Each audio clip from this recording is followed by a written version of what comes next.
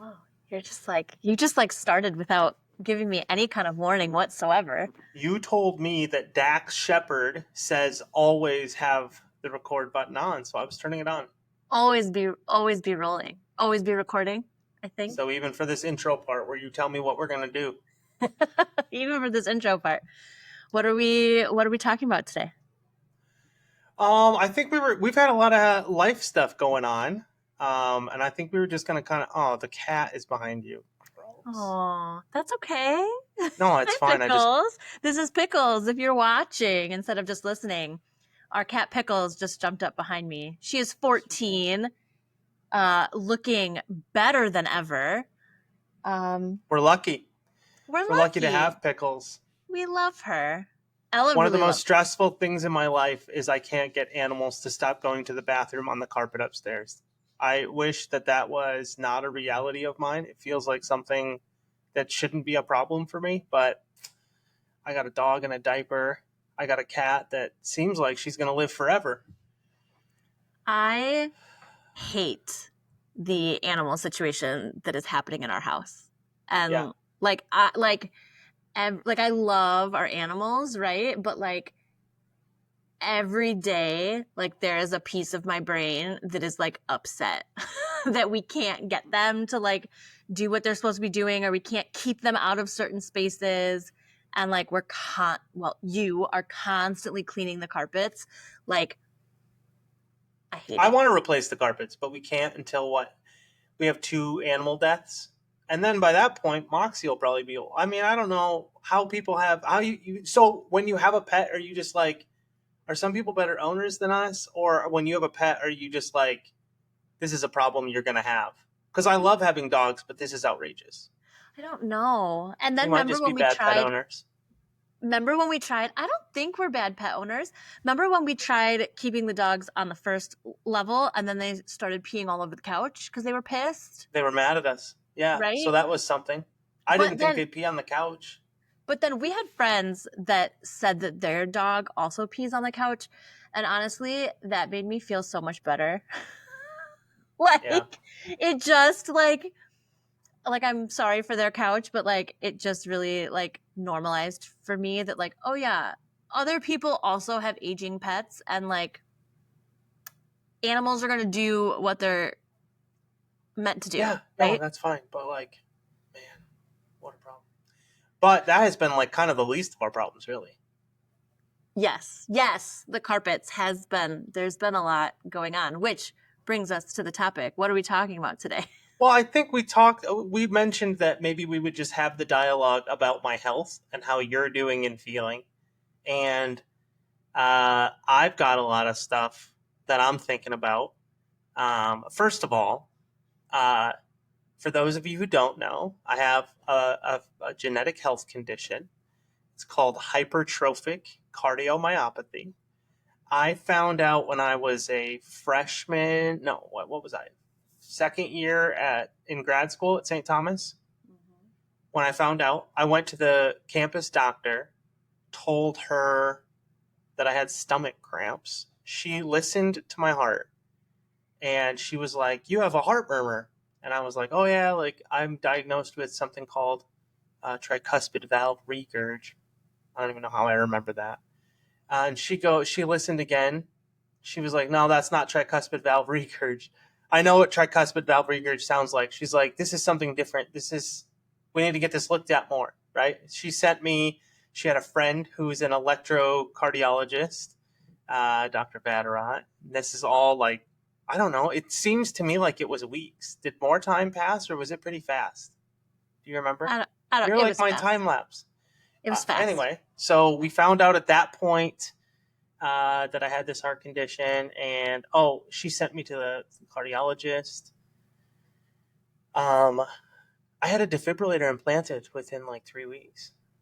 Like it was fast, because with HCM, I'm not going to keep saying it. With HCM, the ultimate risk is sudden cardiac death, right? Like it's not really a symptom to me; it's the last one on the list, but it's sort of an end result.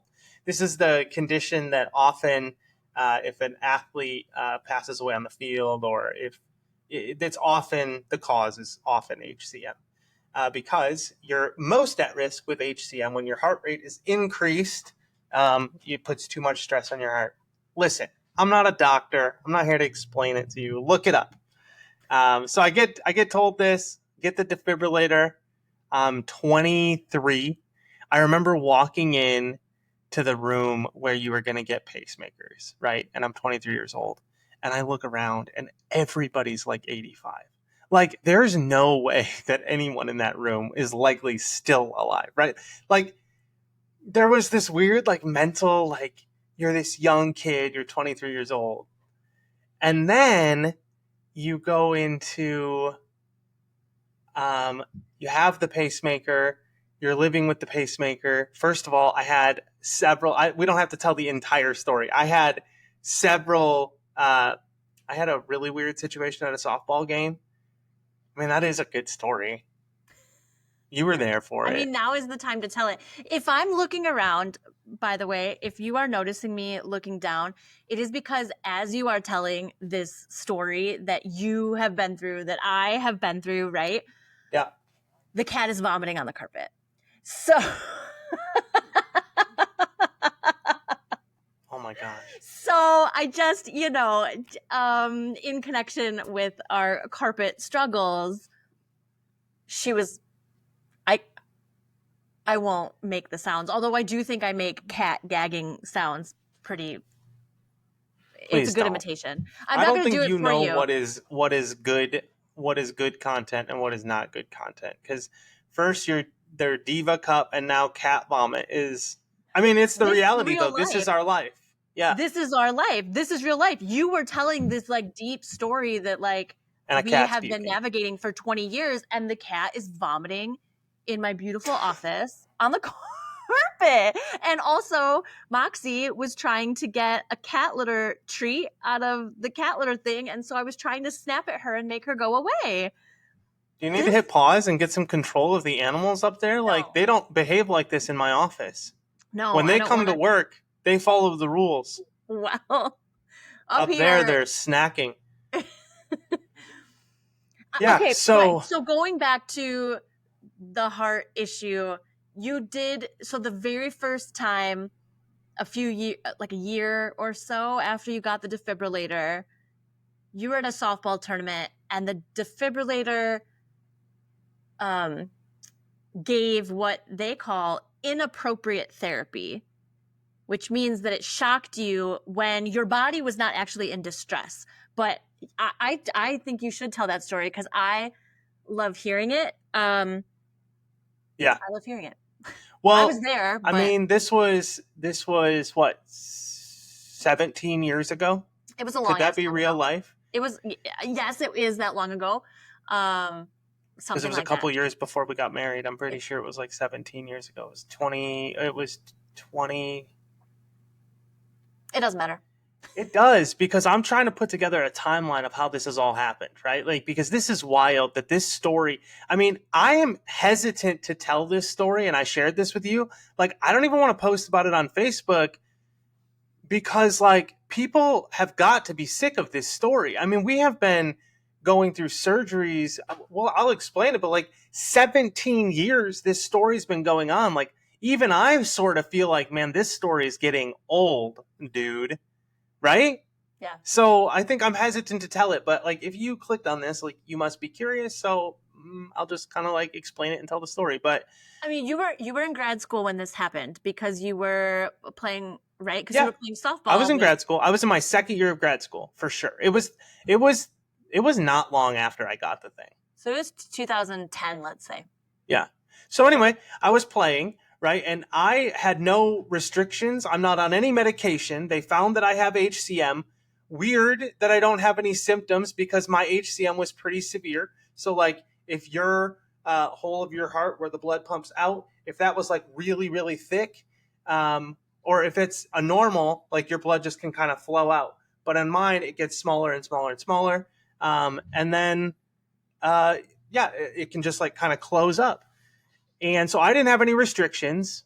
And we had been, I don't know, we were on like our second or third game and of the day. So maybe I was getting a little tired. I got a triple. I was good at things back then.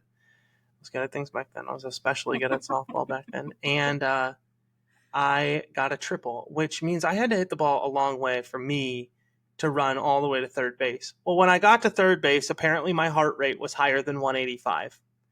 And my defibrillator at that point, 17 years ago, they didn't have a lot of research on like what you should put settings at in young people that have defibrillators. A lot of the studies had been on older folks, right? So when it was set that if I stayed above 185, that was a dangerous rhythm and it needed to shock me to put me back at a resting heart rate. Like that was what it was trained to do. So it shocked me. I'm on third base. It shocks me. And when it shocks me, I hear it, right? It literally sounds like those paddles. Like if you were to make that noise, like I don't know, whatever that. Anyway, it's loud. The perfect sound is in Inception, the movie Inception. They use a defibrillator to knock them out of the dream. And when that came on in that movie, I remember it made me want to puke because the sound is perfect. You had a literal, I remember sitting in that movie with you and we didn't know that scene was happening. And then when it happened, you were literally like, distressed. Yeah, it was a gross sound. Like it's a distressful sound. Yeah. I mean, at that point, so when I stayed at 185 and it shocked me, so I get a shock. I thought the third baseman had hit me with a baseball bat, like in the back. Like you would think that maybe it would hurt in your chest, but it really jolts you like kind of forward when it hits you. And so I actually turned and I looked at the guy and I go, what the? I yelled at him, right? Like I'm not in the fight or flight. I'm going to fight. So I was ready to fight the dude who just hit me with a baseball bat. And then I heard it recharge. I heard it go, and it shocked me again. So it would continue to do this on a cycle because when my heart would get to a normal heart rate, it was the adrenaline would kick in because it was still tired. It was still trying to catch its breath. I was still at 185 and I'm being shocked now, right? So I'm panicking. I'm not getting calmer. My heart rate's not going down. And so it would go back up and then it would shock me again and it would go back up. And I think by the time I got to the fourth shock, I remember this very large man from another team who ended up being a firefighter. But in that moment, man, he took over the situation. He grabbed me by both shoulders because I'm like walking around. I'm walking around a softball field, literally trying to walk away from myself. And there were people yelling like, get a defibrillator, having a heart attack, go get a defibrillator. Like, and like, I'm just like, no, don't get a defibrillator. Like, I don't know what's about to happen. So he grabs me by both shoulders and he sits me down on someone's cooler. Basically, he kind of slams me down on someone's cooler. And he's like, it's going to go off 2 more times. He knew that the settings were such that it will try 6 times. And so it went off 1 more time and he was holding me. And I think it was scary for people around because you could like feel it. And it was a traumatic situation, right? Like, I remember there were like folks, like there were some folks crying. There were some folks reacting to it. My friends were there. I'm playing softball with all my friends and all my coworkers. And it goes off. The ambulance arrives. They put me in the ambulance. And I asked the paramedic, like, would I have died just now? And he was like, of course, at that time, like, yes. Yes, son. Yes, you would have. It was his 911 moment. Yes, you would have. This defibrillator saved your life. I took a very long an ambulance ride to the hospital. And we were there for like 3 hours. It was very cool. I felt cool. I had my cleats on. I had a baseball uniform on. Like, I don't know. It looked like I was some sort of athlete that was hurt in there. But anyway, yeah, eventually some guy from Boston Scientific in person walks in and he explains this. I'm very like protecting their asses about why I shouldn't sue them completely. They were like, this was called inappropriate therapy. It was not an accident. Right. It was not a malfunction. The important thing to remember here, right, is like I introduced it as inappropriate therapy from the beginning. But in the moment, at that time, like we thought you had needed it, right? It had been several hours. It had been several hours. And at that point, I had accepted that like that was it. like that was where my life would have stopped. Like I would have died on that softball field. Like that was the moment that like I thought my life was safe. Turns out if I hadn't had the defibrillator, none of that shit would have even happened. I would have been fine that day. Now I would have eventually died, but I'll get We'll to get that to in a that later part. part of the story. So, but at that point, the defibrillator wasn't needed. In fact, my defibrillator wouldn't be needed ever for like 10 years, Yeah. right? So for like 10 years, I had this thing, I have this condition, I have no restrictions, I have no medicine that I'm taking. As like I'm healthy, always been overweight, but like healthy. And then it wasn't. And I don't remember how all of this played out, but like This is in let yeah, me take over here. please. Yeah. So in so yeah, like you're just like living life, you're getting like some regular updates, like check-ins, like, you know, things like that. We went over like that 10-year period, we went down to Mayo like once or twice, like for them to kind of check you out and that kind of thing. But then you were exercising in an exercise room at your office building, and this was February of 2019. So, setting the stage a little bit here, we had Gregory and Ella in our lives for 8 weeks at this point, right? They moved in the end of December in 2018. So They were three we're and brand new. talking. Yeah, they're 3 years old. Like we got 2 toddlers all of a sudden. Like I'm in the middle of my PhD program. Like you're living life and you exercise, and I get a phone call that from you that your defibrillator had gone off. Yeah. Yeah, I was in the I had been running for a while. Um so when you have HCM, you are supposed to avoid things that make your heart rate really high. Um, so like sprinting, high intensity interval training, running, it's not recommended, sure. But I had no restrictions. And nothing will make you, or at least me, nothing made me want to run more than them telling me I couldn't. Right? Like when they told me like, no, you can't run, I was like, fuck that. I will show you. Like I will run. And I would go, I was trying, I mean, I wasn't good at it. Now it makes sense. I could run every single day and I would never improve. I would never get stronger. I would train and train and train and then like do really horrible in a 5K and it didn't make sense, except that it should have, right? Like I couldn't catch my breath. Well, yeah, so when the defibrillator went off that day, I was running on the treadmill. It's what I did, man. Like I would eat unhealthy and then like I would try and run it off. So I was like catching a 5K. I was on the phone, I think, with my mom. You were. Because multitasking, jogging while talking to mom, like just trying to get as much done in my lunch hour as I can. And I started to feel really dizzy. And so I stepped off the treadmill very quickly, like didn't even stop the treadmill. And there was a ping pong table and I leaned against the ping pong table, like unsure. You're trying to figure out, like nothing's ever happened. And all of a sudden you're like, this Right, feels weird. because you've never had like any episodes except for that inappropriate therapy, like Which nothing was wrong. right, like 9 years in the Yeah, past. so I You're like, what? step off of the treadmill and I'm like, I don't feel so good all of a sudden. Like something feels wrong. But the whole time, when you're running anyway, you're like trying to fight against your own self. Right? Like when running is I don't know, for everyone else, running was always a battle. Like you had, like for me, like it was always make it to the next pole, make it to the next thing. Like if you quit, you're giving up, right? Like just push yourself. Except that all of a sudden, I didn't feel good. And before I could even lean on the ping pong table, it shocked me just square. It felt square straight in the chest, just boom, right? And I like, Mom, I gotta go. But I remember hanging up and like trying to get somewhere else because I'm very confused about what's happening. I don't know what's going to happen next. The last time this happened to me, this went off like 6 more times, right?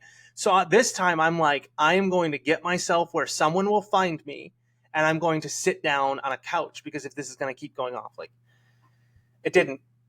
It only went off once. It turns out that it went into like ventricular tachycardia. So one of the main problems in my heart is that it beats at different times.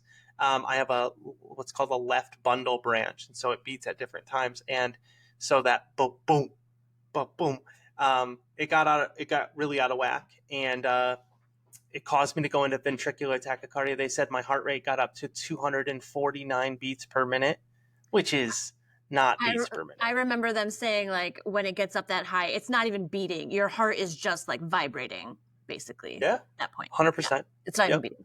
Shocked me once. Never lost consciousness. Called an ambulance. I think. No, you did. Called... So from my perspective, what was happening on that February day? There was a huge snowstorm, and I was actually trying to get to my therapy appointment from work over lunch. And I had decided it was so bad I couldn't get out of the parking lot. They hadn't like plowed it yet. And so I was like, I have to cancel this therapy appointment. And I was walking back to my office when you called me and you said, everything is okay, but my defibrillator went off. And like my stomach. Everything is okay. Except that I might be dying. Right. And my stomach, I mean, just dropped. And I have had this stomach dropping feeling a few times in my life now, but that was one of the first times that it happened. And then all I could think about was like, I can't even get my car out of the parking lot. I don't even remember actually. I ran from the East Bank of the University of Minnesota where I was working to you. Which was at least what, a mile and a quarter? A mile and something. Yes. Maybe. But because I remember sludging through the snow because I was like, my car is literally stuck. Yeah. So I ran. I remember now. So the ambulance was there when you got there, but I didn't take an ambulance that time. You took me because we walked into the ER together. Yes. So we took your truck and we drove to the ER. And you were then admitted for, well, you weren't admitted. You were put under observation there for days upon days upon days. I think you were there for 4 nights, 5 days. That first time I was there 4 nights, and you're in a. Is this interesting? Like, are people going to enjoy this? Is this incredibly boring? I don't give a shit. It's our podcast. If people don't want to listen, they can turn it off. Hey, good point. It's just like it's hard to me because anytime I talk about it, it feels like I'm like sympathy seeking. I want to tell my story because I do think it's interesting, and I do think that it's a compelling story of like having a positive attitude and overcoming some stuff. But at the same time, I worry about. I don't know. It just feels weird to. I can't really describe it. Do you know what I'm saying? I mean, maybe.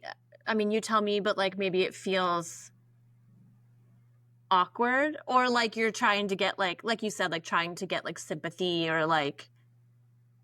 Yeah, I don't know why. It's a big part of our lives, like. Yeah, and I really try and not.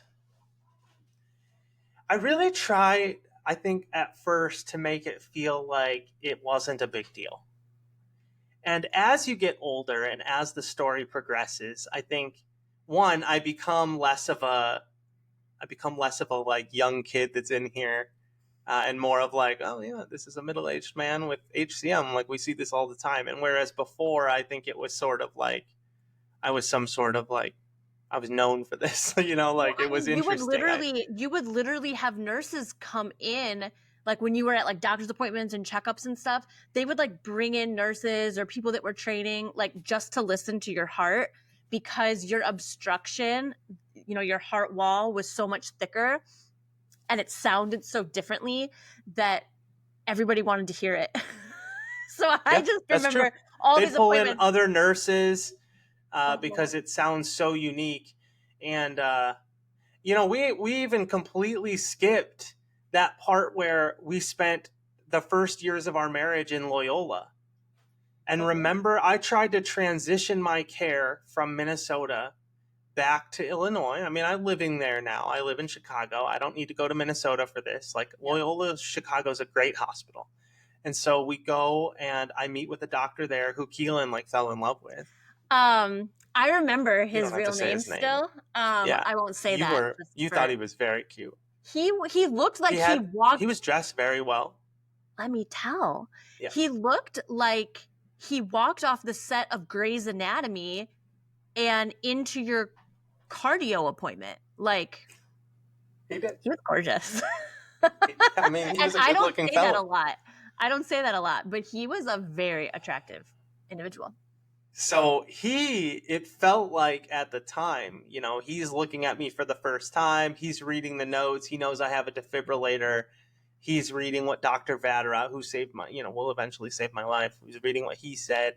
He disagrees with how to approach this situation. He actually, at that moment, wanted to do like an ablation surgery or an open heart surgery. Yes. Like So he was like, he wanted to do something for the obstruction right away. because it was so severe. Yes. And that freaked us out. And so that's actually how we got connected to Mayo the first time, is you went back to Dr. Vatterat, and then I went back to Dr. Vadera in Minneapolis. Dr. Vadera was a student at the Mayo Clinic. So back he in the made day. a call. Right. Yeah. Back 40 years ago. Yeah. He made a call, got me in. I don't know how all this works. I like to think like he got me in. But and that's when they were like, no, we don't need to handle it like that right now. With what we have right now, no surgery, and if it progresses and gets worse, go ahead. Right. And so they're like, no surgery. So you're just living life. So then when you are in the hospital in this February 2019 event, we find out it was appropriate therapy, right? So this shock, like your On the heart was treadmill in freaked my out. workroom. Yeah. Yes. Like, This was an appropriate therapy. this was an appropriate therapy. So that is the first time that both of us in our different ways have to like grapple with the fact that like, holy fucking shit, I really would have died that day. you would have been dead. Like, Yeah. because the chances of anyone coming to find you in that workout room, Having a getting defibrillator fast enough. right, like none of those things would have happened, and Yeah. you would have been dead. And then during that kind of 5-day stay is when they say, we really need to look into open heart surgery, like go back to May, like you're going to Mayo very, very soon. And by May of 2019, you were at the Mayo for open heart surgery. It was fast. It was fast. So it happened in February. The event happened in February. The surgery happened in May. So we went for 10. It had been 11 years I had had a defibrillator. And this was the first time that there was a moment where like, oh my God, it did what it was supposed to do, right? Like to that point, I didn't even know, like the thing had only caused me hassle. Meant I had to go in different lines when I go to the Cubs game or whatever. But can't go through a metal detector. Yeah, can't go through a metal detector. So you had open heart surgery in summer of 2019, and you were incredible. Like, the surgery went really well. You were at Mayo for the surgery. Where else is a better place for this? You had like the guy, like this like masterful surgeon. He was like 1,000,000 years old, but like do the surgery, which was, I think, incredible. That dude was no bullshit. When we sat down with him, yeah, he was like, was trying to like have, I like to get to know people a little bit, but he was just like very like, this is what we're gonna do. do you understand the risk involved with the surgery? And I was like, oh Yeah. yeah, like he stopped me. He goes, no, Yeah. I need you to understand Mm-hmm. the risk. Is the cat puking again? No, Moxie's barking at me though. I think we need to pause. Okay, pause. Okay, we're back. Okay, so we've handled the dogs. We're back. we're back from our small break. So we're talking about your open heart surgery experience. The doctor Yeah. you had was incredible. He was no bullshit. Like he Oh was. yeah. He was very serious. Anyway, that would be the last time I ever saw that guy. I mean, I got like 4 minutes with him, but he was treated like a famous person for sure. They were like, Dr. Schaff will be in just a moment. Like, I don't know. It was interesting. Yeah. I just wanted to ask him. He had played Augusta National. I'd read about him before the surgery because the guy's about to cut out part of my heart wall. Because what he was doing was he was going in open heart surgery, full, of course, couldn't possibly get half, and he was going to shave off the portion that was the obstruction, which was the really dangerous part. So after this surgery, I was going to be a whole new me. They're like, you're going to feel better. The blood's going to be flowing. Things are going to be good. You're going to be able to run again. Like, everything's going to be good. And, yeah, so we go in for the surgery. What was that like? So, I mean, I was in the waiting room. My sister was there. Your parents were there. It was stressful. I remember I read Trevor Noah's book. One of his, I don't know if he has multiple books now, but at that point, and I remember laughing at a few points and being like, oh, is this okay to laugh at this book out loud while Chad is having open heart surgery? But like we just kind of milled around and like waited for updates. But once you were out of surgery, I will never forget. You have like moments in your life of like feelings or whatever. That stomach drop, right, in February when you had your event and I got that phone call. I'll never forget that feeling. I'll never forget exactly where I was. Same thing with this when we finally got to go in and see you. I got to go first, obviously. And I squeezed your hand. You were still intubated, which we will probably talk about. But I squeezed your hand and you were trying to communicate with me a little bit. Like you were trying to like spell something on my hand, which is the thing that we do anyway, right?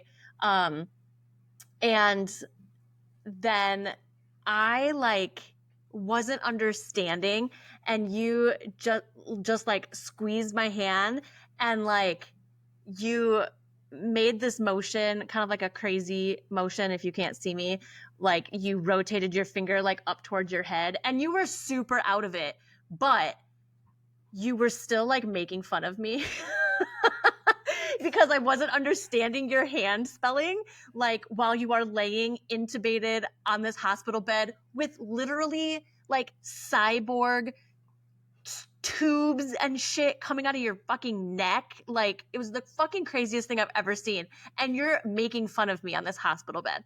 And you squeezed my hand and made that little like crazy motion. And my heart like exploded in happiness and relief. Is this like, the time for a heart joke? Do we need that? My heart exploded. No, but I mean, I just literally remember like the most intense, visceral, like washing over my body of just like relief that like in this moment you were okay enough to be making fun of me, and that like you were fucking alive, right? Because like you would have just died like 3 months earlier. Yeah. So you handled that open heart recovery. I mean, from that moment when I walked in the room until, 4 months, 5 months later, when you had completed cardiac rehab, like back here in the cities, like you were incredible that whole time. Like you got out of Mayo in like record time for open heart surgery. We were only there like 4 days. You got out, I think, 2 days earlier than they even like thought that you would. But I remember you doing a lot of work ahead of your open heart surgery with your therapist to be ready, like emotionally and mentally. Yeah. Well, luckily I had been in therapy at that point still for at least a couple of years. A couple So I years. had been doing this biweekly, going through like all kinds of other stuff. And then this happened. So it was really nice. Like we kind of talked through what I was most scared of. And I remember the thing that I was the most scared of was waking up still intubated. Like, I don't know if that's a thing for everyone. Like that was terrifying to me. Like, how was I going to react to that? I felt like it's going to hurt. I knew then I was going to have to be awake when they pulled it out. I just didn't want to deal with any of it. And so we had talked about like, well, what if that happens? Like, how will you handle that? So I had actually practiced. It sounds so silly, but like I practiced ahead of time, like how I would breathe through it, how I would remind myself that it's okay. I would bring myself to that reminder that like it's going to be a short term. Yeah. So I mean, And it was good that you practiced it, because then you had I to woke up. implement I woke that, up. and you Was were there for a few hours. You were awake for I'd say 3, maybe almost 4 hours before they finally like took the tube out. Oh, yeah. And then I had to be awake for that part, which is just. But you handled that recovery like a champ. I drove you home like a champ. We were very nervous about driving home. I mean, after you have open heart surgery, like you're delicate, right? Like things are a little painful. Like there's a lot of shit going on when you are sawed in half and they fuck around in your heart. But that recovery went great. And so now we're in the fall of 2019. You've had this surgery. Everything's looking good. They're even like, you feel better, right? You had symptoms go away that you didn't even know were necessarily symptoms, right? I remember you, even while still in the hospital recovering from open heart surgery, saying like you felt like a fog had lifted, like from inside your brain, probably because you no longer had this obstruction and you were able to suddenly be getting so much more blood and oxygen into your brain, right? And so like we're feeling great. Like this is like we made it through the hardest thing. What is going to get harder than open heart surgery? Our friends and family were so incredible. Your parents stayed with us. My sister was super helpful. We had folks from all over the country like donate meal trains to us and like funds so that I could stay at a hotel with you the whole time we were in Rochester. Like I do not want to gloss over the amount of like support and love that people showed us, because it was incredible. It was incredible. It was incredible. Not something you ever think that like you're gonna have to deal with. So true. And then November 2019 happens, which to me, and I think to you, is like the scary one. If February wasn't scary enough. So what happened? Yeah, I mean, when we had the heart surgery, I remember working with one of the best HCM doctors in the world at Mayo, and him telling me like the chances are so small, like they're so small that you would ever have another episode. Like this is good. Mm-hmm. And then I was in the same job. I was in the same fucking treadmill, in the same workout room by myself. And this time I was running. I had gotten off the phone with my mom again. I believe it was similar. I mean, I think it was like very, very similar. And I got off the treadmill, same way. Felt like something was wrong. Felt like a spiral in the middle of my chest. Well, here's the thing. When you have your defibrillator go off, at least for me, I don't know if other folks out there, I've talked to some people who like it went on, like it doesn't bother, like it's not a huge deal to them. They just kind of move on from it. For me, at such a young age, it was a mind for me. Like it was a. You can say the bad word. For me to understand. You can say the bad word because I've already said it. Yeah, it was a mind fuck, because you're trying to like come to terms with, I don't know, like you understand your mortality. I think folks get it. And this was the first time where I passed out. So I get off the treadmill. I feel oh, I know what I was saying. Like, I had to like practice. I have anxiety all the time about my defibrillator going off. Like, I think I feel things all the time. And then I'm like, oh yeah, that was nothing. Like, so you're constantly figuring out, like, is it a real feeling or is it an anxiety feeling? But when you're dealing with a heart condition like this, you don't have more than a few beats to decide, right? Literal So heartbeats. Literal heartbeats. literal heartbeats. And so, like, I got off the treadmill and it shocked me. And this time I remember I was like running to the door. I'm like, I need to get somewhere where I can get help. And this time I passed out at the door after the first shock. And I Instead, you woke remember up. reaching out. I remember reaching for the door handle. I remember grabbing the door handle. I even think I actually opened the door. And then it must have, like, I passed out. And I woke up in a like a position in the room that I like wasn't facing. And my knee hurt so bad. Like, I had obviously twisted and hurt my knee when I had fallen. But I woke up and I thought having a seizure. Like, I woke up to a seizure. And I don't describe this to folks very often because, like, it's scary to, like, hear this story. Like, it was scary. It's kind of weird, but I woke up shaking. I would find out later that wasn't a seizure. Apparently it's just, I don't want to give bad information. Like, I was just told, like, sometimes your body convulses when your heart or when your brain kind of resets itself. Yeah, I think when you pass out, I remember in middle school, I did not play this. I just witnessed it. Okay. But like, it was like a cool thing for a second to like make your friends pass out in the locker room. And so they would like press their friend's neck up against a wall and like choke them out, and then they would pass out, and then sometimes they would like wiggle and convulse on the floor. So that's what I'm imagining. Kids were stupid before they were eating Tide Pods. Yeah. Children have always been stupid. But yeah, so that's what I imagine happened. Yeah, I woke up convulsing and I could tell where I was, and the weird part was my headphones were in. And like, I didn't remember what song I was playing, but I remember thinking, like, how much time has gone by in the song? Like, I was trying to figure out, like, have I been laying here for 4 seconds or have I been out for like 10 minutes? I didn't know how much time had passed. And I got up and I called the ambulance myself. And I said, I explained, like, I'm trying to get out as fast as I can. Like, my name's Chad. I've got this. And I'm trying to, like, get myself out where somebody can see me. And then the ambulance came. That time, they took me by ambulance, and that time they used the lights, and that time we went very fast.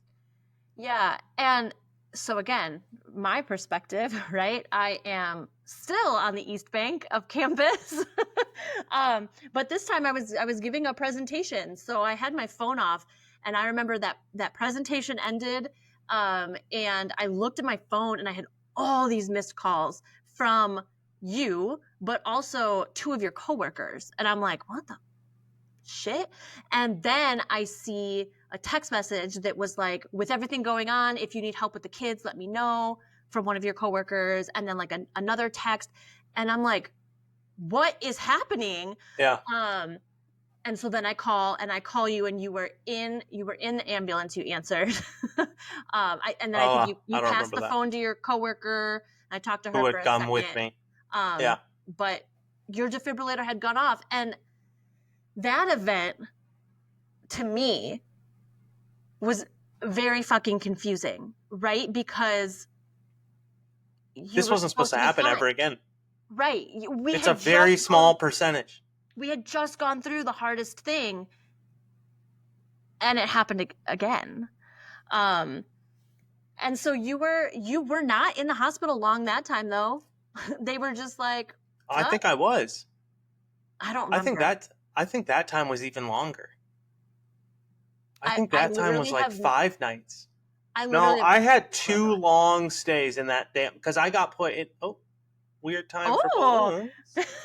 You put your finger up and it like made balloons. Okay. All right. A Well, weird that's good to time know. for balloons to fly across the screen, but Perfect timing, I think. Um, but Yeah, it was so scary. However long you were in the hospital, it's fucking it was a long scary. time. And again, we find out that was appropriate therapy. That Yep. again, if you didn't have this fucking device in your chest from however many years ago that has done nothing, Well, up until well, sort of, right? So this time it had tried to pace me, so it recognized the sign, the what is it called, the VT, I the don't know. ventricular tachycardia, I think, and it had tried to pace it first. Yes. When it paced it, my heart did not like that. My heart reacted very poorly to that. So what happened was it was noticing something weird happening and it tried to give you a pace. So for those of you who are not super familiar with the heart and pacemakers and defibrillators, the defibrillator shock is like the big boom, right? But the pacing is just a very small electrical current. I assume it's an electrical current, but that you don't feel. You don't even like know it's happening. It's just like, oh, here's a little correction for you, right? And like throughout that decade or whatever, like it had paced you periodically, here and there. But this time, yes, when it tried to pace you, your heart went, what the hell? And this is something that can happen.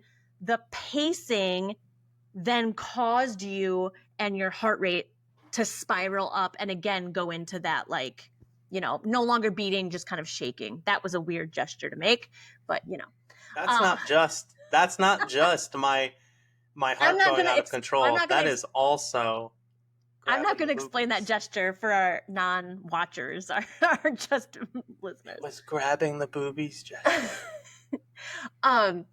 But yes, so that's what spiraled you out. Yeah. I don't remember what happened. That I remember that time they were like they wanted to get me on a treadmill before they would let me go home. And I was like, no. Like I am done. Like I'm at that moment it was different for me. Like you told me I was safe. You told me this wasn't going to happen. Like at that point when you stay in the ER, I didn't have a bathroom in my room. It's like I had to go down the hallway in my nightgown for 4 or 5 nights. And you hear all of the alarms that are going off in the ER. Like we're in an ER in St. Paul. There's like gunshot stuff going on. And like I'm in the back of this ER just like hanging out. And if they would have admitted me, it would have cost us $75 on our insurance. But because they didn't admit me and instead kept me in an ER, that's a whole different podcast. That's a whole different episode. The insurance stuff, but yeah, so I remember the last day they're like, I had to go up. I had to go back to rehab. I had to go back to, like, they wanted me to take me up to the cardiac rehab. I had to get dressed. I had to get on there. I'm hooked up to all these things, and they want me to, like, go as fast as I can get up to. Like, I'm not going anywhere on this thing. Like, no, I'm not doing this. Yeah. So I remember that being pretty tough. I don't remember, did you do a second stint of full cardiac rehab with your 12 awesome weeks. team in Coon Rapids? Okay, I thought so. Because again, they were like, we just got rid of you. Like, why are you back, right? Yeah. But so you did cardiac rehab was an amazing place for me. Like cardiac rehab, the folks, his name was Chad, so you knew he was going to be awesome. And the folks that worked down there, it was in the basement. There's this workout room, and they weigh you because a very important part of being in heart failure, which we'll talk about in a little bit, is that like you don't want swelling, you don't want water buildup. That can be very dangerous. So you got to get weighed, and then they hook you up to a monitor, and they stand at a computer, and you kind of go around this workout facility, and you do your workout, and they watch your heart. And I'm sure many people have loved ones who have gone through cardiac rehab, and I think again though it was me and many elderly folks, and so I think there's just like you're going through a lot of a mental battle, but they got me back on the treadmill. He reminded me that like you're better protected than anyone else in the world. Like you have the defibrillator that's there if something goes wrong. You don't have to lack confidence in this. Like they made me believe in my body again. So I don't want to fall short on explaining like just how impactful. I don't remember the second time as well. I don't remember. But I think just in general, like when both times when you were going, cardiac rehab was really helpful, like you said, just for that anxiety piece, right? Because like oftentimes just in daily life, but like certainly when exercising, if you get a little extra out of breath or you feel something, right? Understandably so, but like you have kind of that anxiety of like, oh my God, is something happening, right? Like, is something happening with my heart? And so knowing, hey, these people right here are like literally watching like every heartbeat that you're having during this workout. Like, you are okay, you are safe, like we are monitoring you. I think that's huge, right? For like your mental health and like being able to Well, I kind of mean, get back into so it. I'm 4 weeks into my second stint.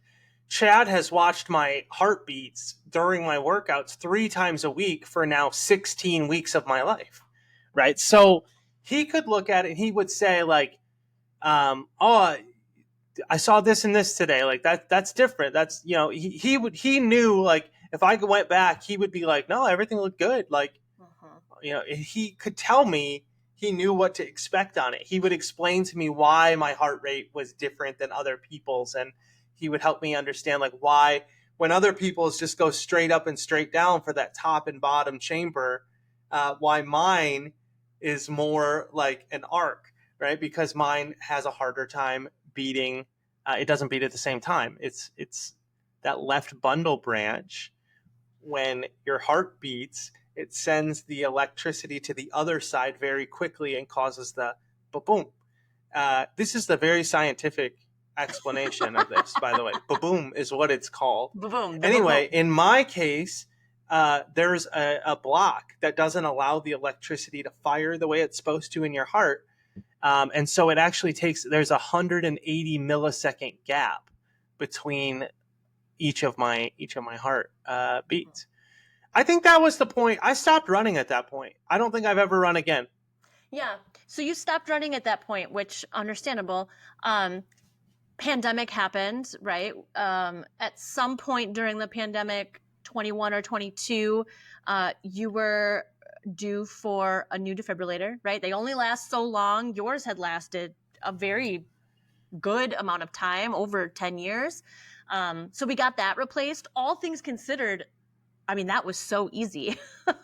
Like Yeah, it was an in and out procedure, no they overnight. yeah. Like, so they didn't have to do anything with like the leads, the wires that go from the machine into your heart. They just literally took the old machine out, put the new one in. They let you keep the old one, which I thought was gross and awesome. But super quick, super easy. And then since then, you've been going to your annual checkups and things like that. But the exciting thing with that new defibrillator is that it was MRI safe, Yep. because the The last one original wasn't. defibrillator from 2009-10, at that time, the technology didn't exist to make them MRI safe. And so as they're watching your heart and other things, you hadn't been able to have MRIs this entire time. And now you could. And so a little while ago, Well, it's so that's when that happened, right? yeah. But I switched my obsession from running to the Peloton, and Mm-hmm. I became so like my obsession just switched gears. But Yep. to that point, we had said like there was something about running. Like I don't know if it's the bouncing or what, but the running obviously is what sets you in. I'm also taking medication now, right? Like Yes, we have I had, introduced medications. yeah, and Yep. like they're starting to try and do beta blockers to keep my heart rate low. But then the concern is because I am a healthy adult and I don't have blood pressure problems, when you put someone on blood pressure medication, like then you can get low blood pressure. Right. And so they're like, we're not, and I do, I struggle with some of the low blood pressure stuff. And so they can't always try me on the best medication or the strongest one because they're afraid that like they'll introduce a whole new set of problems to my world. Right. But so I had become obsessed with the Peloton at that point, which I think is funny because I would come to realize, like, over time, that, like, it just, none of this was worth it, right? Like, I can walk just fine and get a good workout in. I don't need to run. I don't need to get the heart rate up as high as I am. I mean, when I'm talking obsessed, like, I don't just ride the Peloton. I wanted to get like 100 days in a row. I didn't just like want to do a long ride. I wanted to try for 100 miles. Yeah. So like, How and far I did you get tried on that ride? 79. Yeah. 79. I was close for somebody who didn't really like train the way you should to ride 100 miles, but it was fun. Gave me something to do. It gave me something to focus on. I was During the feeling pandemic. good. During the pandemic, there was nothing else to do.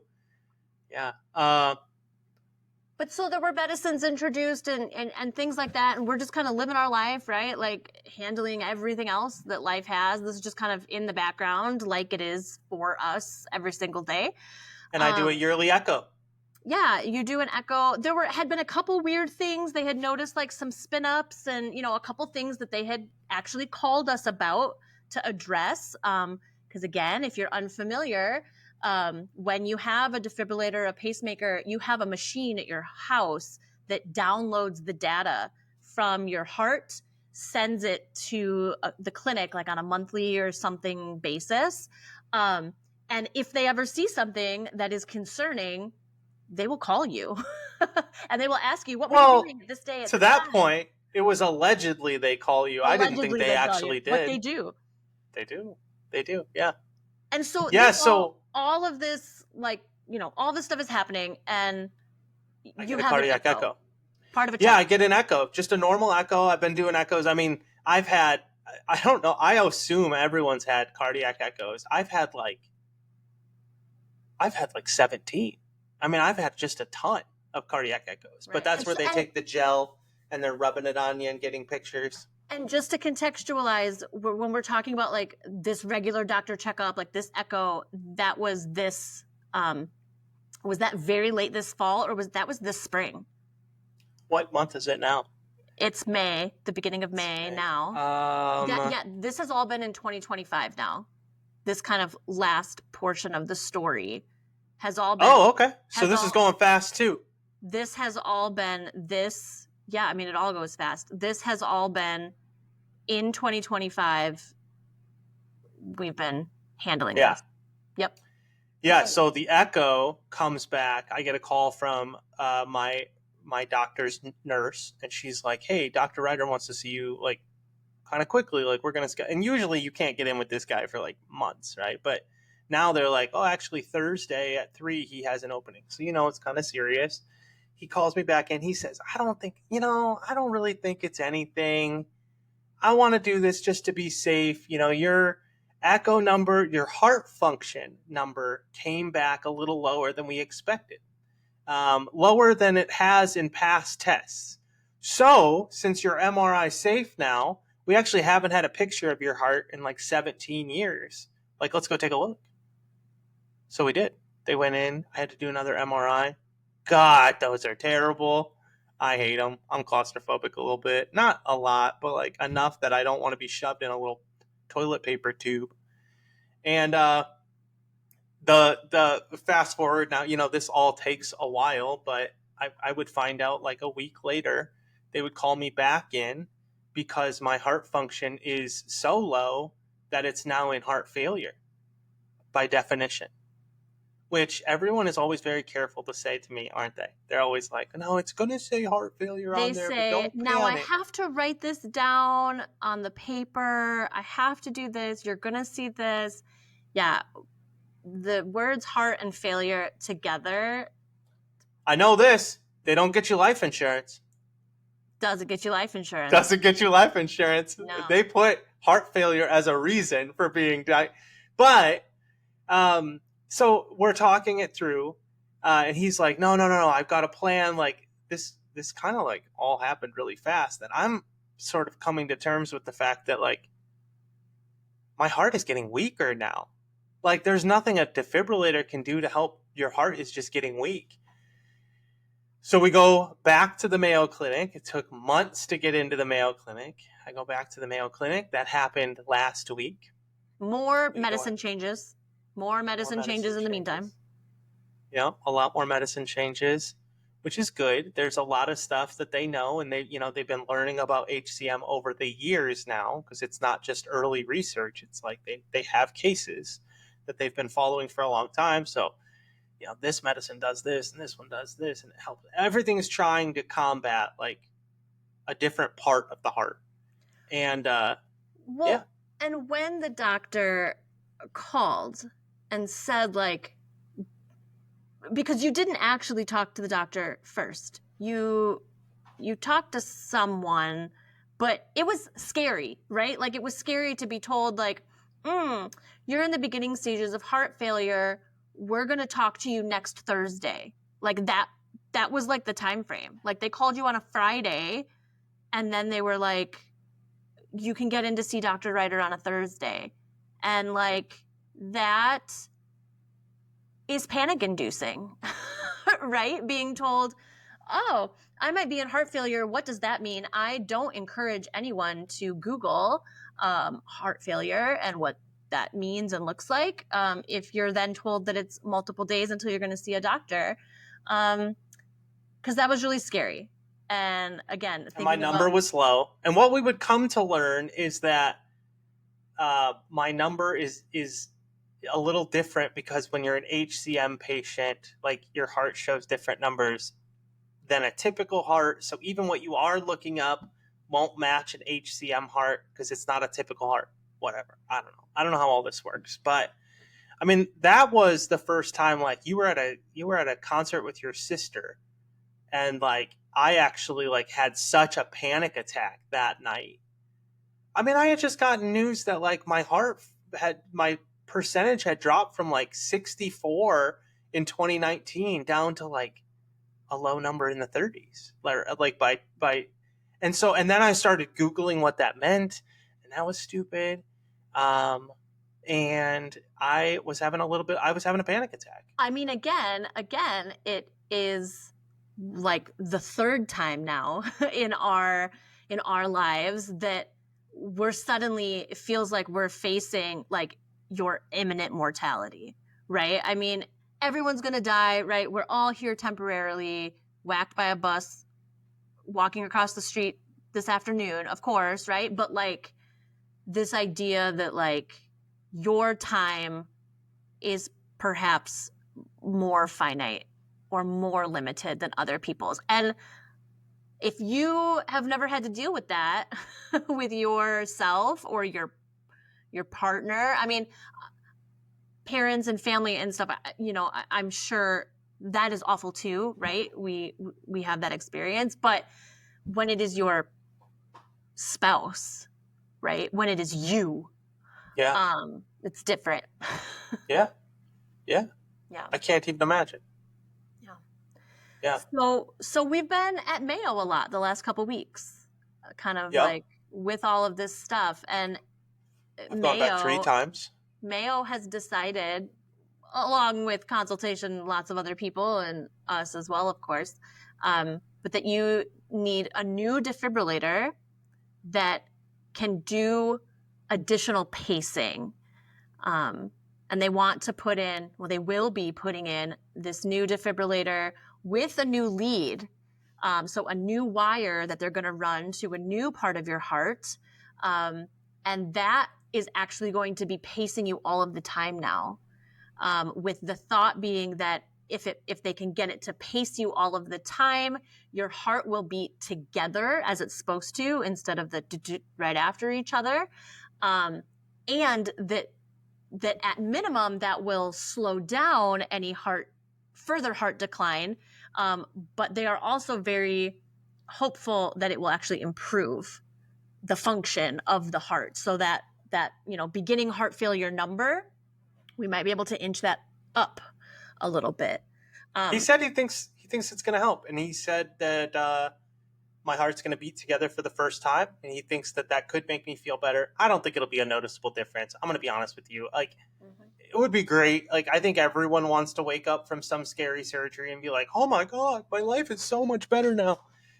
It's not going to be a real noticeable difference. But the other thing that he said, in addition to, I don't mean to skip over that, I'm getting a pacemaker. I'm getting a new pacemaker. And here's why this one's different. To this point, none of my device was helping me live, right? It would help me if it would help me in the event that something catastrophic happened. There would be a moment, and then it's just kind of sitting there. Mm-hmm. This one is different. This is a change in plan. I remember early on, I joined a group of HCM patients, and I finally had to leave because, man, there are some scary stories out there. And if you just if you just swallow all of those stories together and think about it, it made me a really anxious person. But I remember asking, there were some people on that group who were on the transplant list for a new heart. And I asked Dr. Vatterott one time. Dr. Vatterott has since retired, but he saved my life, so I owe the man everything. But he had told me, that's not the kind of HCM you have. That's a different kind, right? The different kind is where you can have your heart weaken and go into heart failure. Well, lucky me, I fall into that category, right? So I don't mean to skip over that. So the defibrillator pacemaker, it's going to pace me. What Dr. Ryder told me was it's going to pace you as much of the time as possible. So I don't know what that means. You decide the settings, right? Decide. I don't know how this all works, but right. It should be all of the time. It's going to make my heart beat together. Like Keelin said, it's going to not allow the number to fall more, hopefully. If the number were to fall more someday, I would have to go on a heart pump, would be the next thing. And if that for some reason also didn't work, which I don't know how that works, if you've got a pacemaker and a pump, how could you ever, feels to me like you're pretty well set. I'm as good as Iron Man for sure. For sure. Right? But this pacemaker will pace me 100% of the time. So that's a little bit different. I could talk to you for a whole hour just about the mind, the thoughts about that. But he also said that the research has changed decisions on exercise with HCM in the last 17 years. Well, right?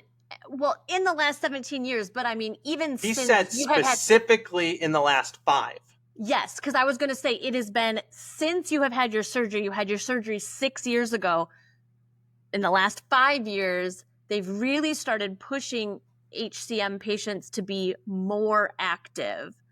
So when you were first diagnosed with HCM, you were given a sheet of all the activities you should no longer do, right? Running, basketball, pickleball. Pickleball didn't exist then, but racquetball, volleyball.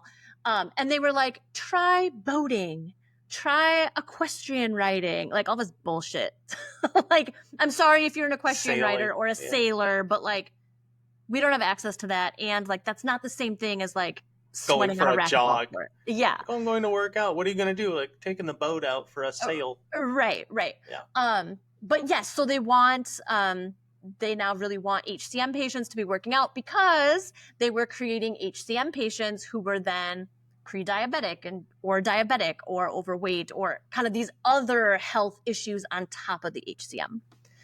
Yeah. But how are you feeling about being told oh, you could do more athletically? I don't know, man. I don't want to. Okay. The things I love to do involve usually other people, like racquetball. Racquetball, I love racquetball. Racquetball was taken from me, right?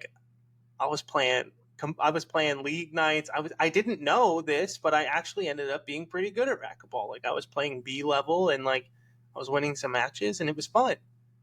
And then my heart rate it would get too high there. So I had to say goodbye to a lot of things that I really loved. I said goodbye to running. I can no longer play. Not that I was ever good at basketball, but I could play 3-on-3 with people at a lifetime pickup game. Not anymore. Not anymore. So yeah. And you had to do a lot of work to retrain yourself that that's okay. That these things have been taken away, but it is better to be alive than to be able to play racquetball and kick the bucket, right? Like, and I think like that is both like your own, like you had to accept that, but also like, I mean, the world is a judgy ass place, right? And so like perceptions of other people, right? Like, oh, Chad's not really supposed to like help lift heavy things, but like when your neighbor asks, like you still usually do it, right? Even though you're not supposed to until recently, but It's like hard. there's a You're still a perception. 6 foot tall, 240 pound guy that's. Right. You look healthy, you look strong, Of like course I can help you lift it. And in my mind, I can help lift it. right. Except that when we do, like, I feel, I do get like a rush of lightheadedness. So it's like this dual, it's this dual thing. And now they're telling me, like, so I went, I'm still in therapy, thank God. And so now I've got to kind of go back and talk about, like, well, what does this look like? Do I want to reassess this? Do I want to go with the current plan? I certainly don't want to go out and run. One, I was fine giving up running eventually anyway. Like, I've come to, like, I watch people run by the house now and I'm like, I'm glad I don't have to be out there running. But I loved the elliptical. Like, I'll probably go back. I gave 10 minutes a try. He said I could get on, and just give some things lightly a try. I got back on the elliptical for the first time just the other day. But yeah, it's sort of, so there's some new stuff there, and so I'm going in soon. At the end of the month, I'll be going in, getting the new pacemaker, and on my way, won't be able to lift my arm above my head for a couple weeks. Hopefully, I'll probably have to take golf off for a while. I don't know. They usually take golf away more than they take away anything. I think I lose a lot of golf time from this stuff, but A lot of golf time from heart bullshit. yeah, 18 weeks after open heart surgery, because I don't know why.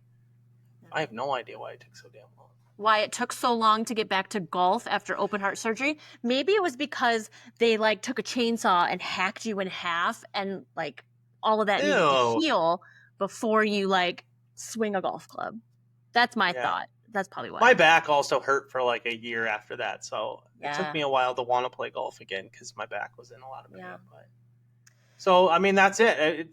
Is that the whole story up to this point? Like, that kind of catches people up on the full thing. Yeah, I mean that's the whole story. And when we were trying to think about like what do we want to talk about today, we both kind of looked at each other and we were like, well, this is what has been going on. So like we should probably talk about that, right? So we did, and we are. I think, once I don't want to do this yet. One, because we've talked kind of a lot on this episode today, where I think we're at a good stopping point, but also because I don't want to talk about it until you've had your next surgery now.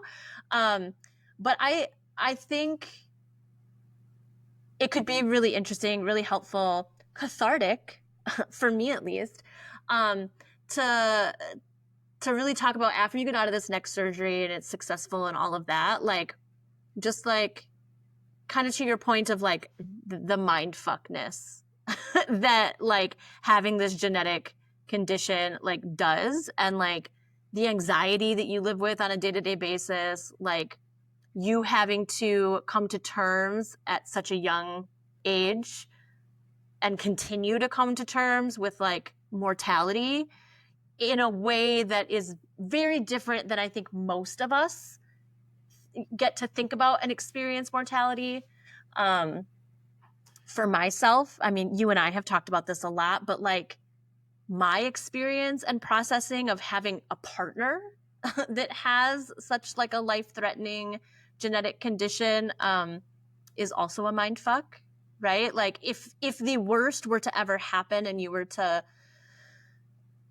no longer be here, right? Like I literally can't even say the word die, but like if you were to no longer be here, like I say this flippantly only because we've talked about it a million times, but like that's not going to bother you, right? Like it is going to bother you because it is your mortality. I think right? this.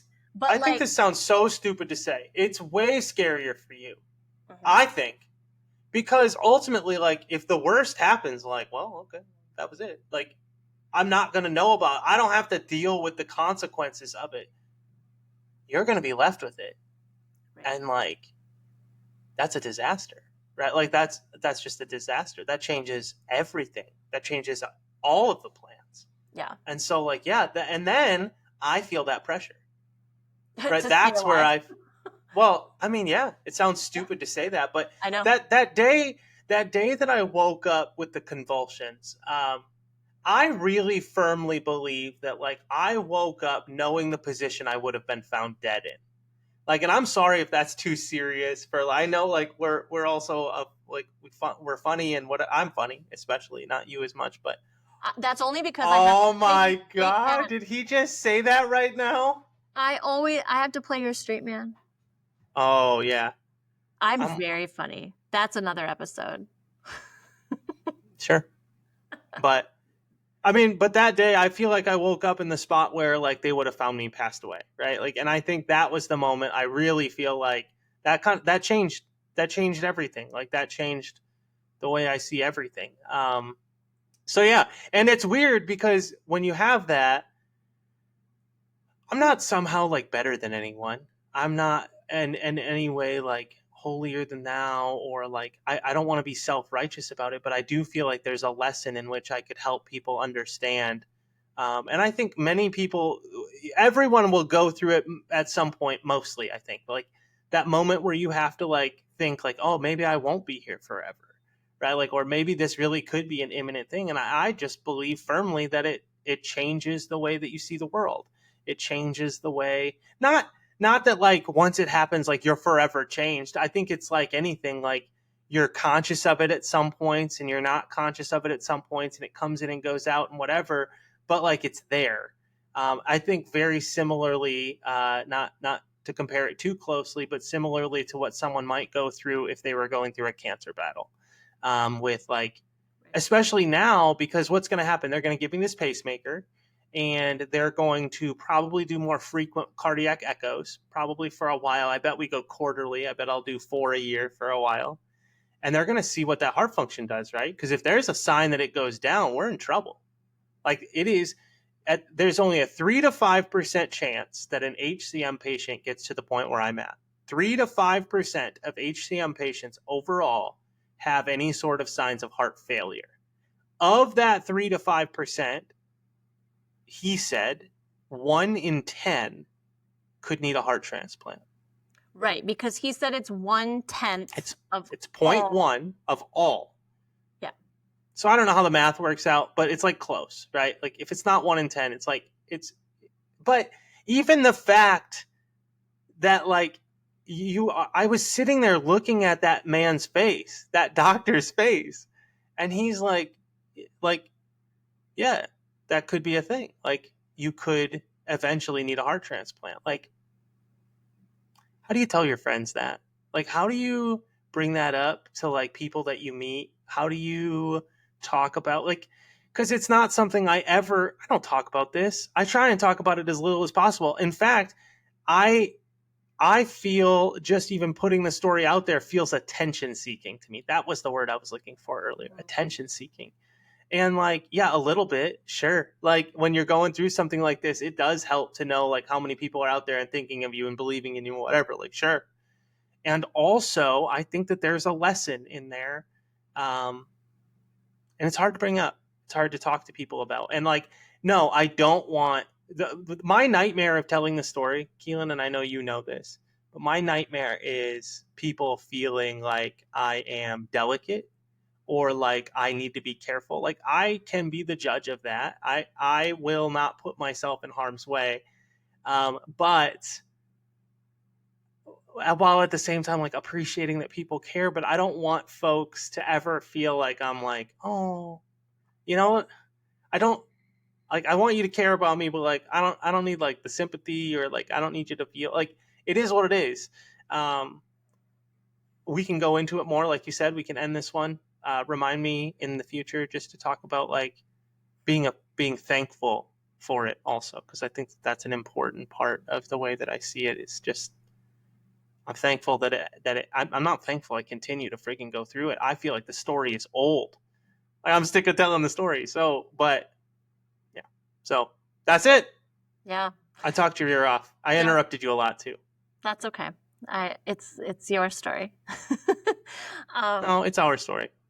Yeah, okay. Yeah, Our we've story. been there. I mean, we've been there together. So, Yeah. all right. Well, All let's end right. it Well, before that you was cry or something. that. I'm not gonna cry. My eye makeup looks too good. There was a close moment. You were close at one point. Stop I it. saw it. This was all very heavy. So we promise, I don't promise anything, but on the next episode, maybe we will make it a little bit lighter again. But can we go get a snack? I would love that. Okay. All right. I'll meet you in the kitchen. Sounds good. Bye.